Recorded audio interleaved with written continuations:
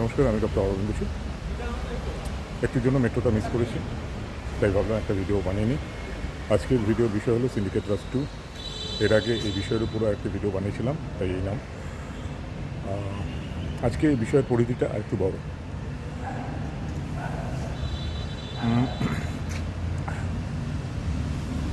এই নতুন যে সরকার বাংলায়, তারা বেশ কিছু বিষয়ে অ্যাকশান নিয়েছে। তার মধ্যে একটি হলো সিন্ডিকেট রাজের বিরুদ্ধে। ভালো লাগলো, কিন্তু কিন্তু এটা অনেকটা সিলেক্টিভ অ্যাকশান। আমাদের ইচ্ছা হলো যে সরকার পরিধিটা আরেকটু বাড়াক, কারণ এই সিন্ডিকেট ছাড়াও আরও অনেক সিন্ডিকেট এই বাংলায় রাজ করছে।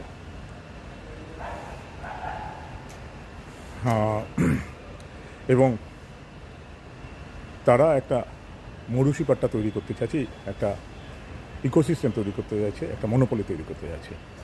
আপনারা কি দেখেছেন যে যখনই কোনো চায়ের দোকান, মুদির দোকান, স্ন্যাক্সের বা ওই পানবিড়ির দোকান, সেখানে দেখবেন অনেক চিপসের প্যাকেট, নানা ধরনের ভ্যারাইটি চিপসের প্যাকেট ঝুলে থাকে। এই চিপসগুলো যে ম্যানুফ্যাকচারিং কস্ট এবং যে কোয়ালিটি এবং শরীরের উপর যে অ্যাডভার্স এফেক্ট, তার তুলনায় এর দাম অনেক বেশি, ওভার প্রাইসড। এবং যদি চিপসগুলোর মালিক যদি গুগলে সার্চ করেন, তাহলে দেখবেন এরা একটা মনোপলি তৈরি করেছে, একটা সিন্ডিকেট তৈরি করেছে। তেমনি পরিবর্তনের নাম করে, হিন্দুত্ব জাতীয়তার নাম করে তিলক লাগিয়ে মানুষকে বোকা বানিয়ে এরা বেসিক্যালি একটা সিন্ডিকেট তৈরি করছে। অনেকে মনে করেন যে বিজেপির কিছু শীর্ষস্থানীয় নেতা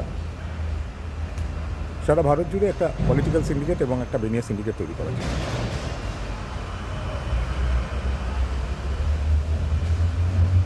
এই সিন্ডিকেটে সাধারণ মানুষের জায়গা নেই বা কোনো লাভ নেই। কোভিড যে মহামারী হয়েছিল, সেটা আমি এখনও মনে করি যেটা কিছু মানসিক বিকারগ্রস্ত গ্লোবালিস্ট লবি, চায়নার ইম্পেরিয়ালিস্ট পলিসি,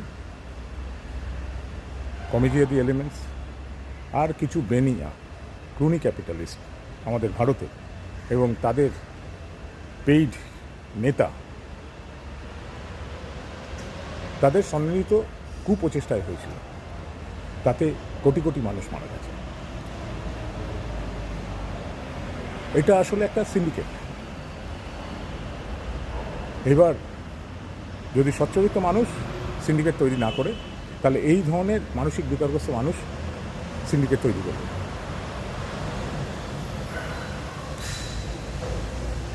কিছুদিন আগে যে সিজেপি প্রোটেস্ট, তাতে শেষমেশ জয়ী হয়েছেন প্রধান, কারণ তার বিশেষ কিছু ভিডিও ভাইরাল হয়েছে, 32 কোটি লোকের কাছে পৌঁছেছে, টোটসি আইটি সেল। ফলে তার ইন্টারন্যাশনাল ক্রেডেনশিয়াল বেড়েছে, গণতন্ত্রপ্রিয় একটা জনপ্রিয় নেতা হিসেবে। ফলত তার এই রাজনৈতিক প্রক্রিয়াটা জারি থাকবে। কিন্তু এই বেলুন ফাটতে বেশি দেরি না, কারণ এই যে ভার্চুয়াল রাজনীতি, এই রাজনীতির মাধ্যমে যেমন মানুষকে বোকা বানানো, নিজেকেও বোকা বানানো, এটা একটা ট্র্যাপ। কারণ যারা এই সিন্ডিকেটের মাথা, কমিজিয়াদি এলিমেন্টস, গ্লোবালিস্ট লবি, তারা এই ভার্চুয়াল রাজনীতিতে অনেক বেশি পটু। তারা এই ট্র্যাপ তৈরি করে ভারতের গণতন্ত্রকে একটা ভার্চুয়াল পলিটিক্সে নিয়ে যাচ্ছে, যেটা গত 14 সাল থেকে হচ্ছে। ফলত নিচের তলা কর্মী, গ্রাসরুট কর্মী, তারা এই রাজনীতিতে সেকেন্ডারি হয়েছে। মাঠে নামা রাজনীতি সেকেন্ডারি হয়েছে। যেহেতু এই ভার্চুয়াল রাজনীতিতেই সব কিছু হয়ে যাচ্ছে, লোকে বোকা বানায়।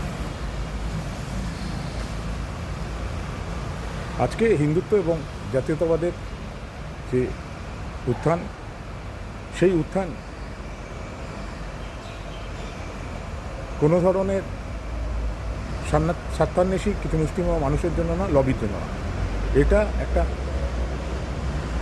সমাজ গঠনের জন্য, একটা সিভিলাইজেশনাল প্রসেস যেটা কাট অফ হয়ে গেছে। সনাতনী জীবনধারা একদিকে কোমর অবধি ঢাকা, শুধুমাত্র চোখ দেখা যাচ্ছে যে সংস্কৃতি, অপরদিকে সব কিছু খোলা যে সংস্কৃতি, দুটো এক্সট্রিমিস্ট কালচার, তার মাঝখানে একটা মিডিল পাথ, সেটা হলো সনাতন। সেটাকে পাখির চোখ রেখেই কিন্তু এগোতে হবে। কিন্তু অনেকেই বলছেন বিজেপির যে দীর্ঘমেয়াদী পরিকল্পনা সেটা সফল হবে না। এই উচ্চ নেতৃত্বের এই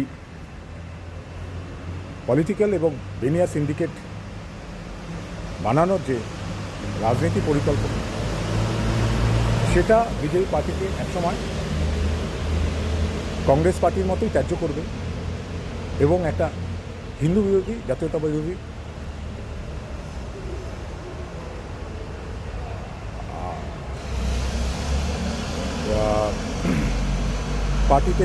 পার্টির খণ্ডহারে পরিণত হবে, তুষ্টিকরণ পার্টির খণ্ডহারে পরিণত হবে।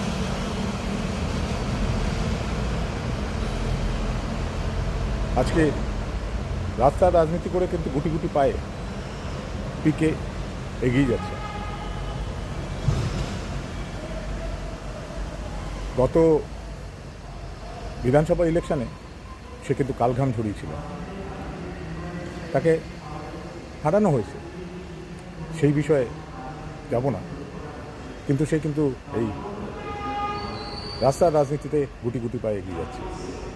তাই বিজেপিকে এই ভার্চুয়াল রাজনীতি ছেড়ে, এই সিন্ডিকেট রাজের রাজনীতি ছেড়ে মানুষের রাজনীতিতে নামতে হবে। আর সেটাই বিজেপির দীর্ঘমেয়াদী রাজনীতি সাফল্য আনবে, না হলে দীর্ঘসূত্রিতা। নমস্কার, এখানেই শেষ করুন।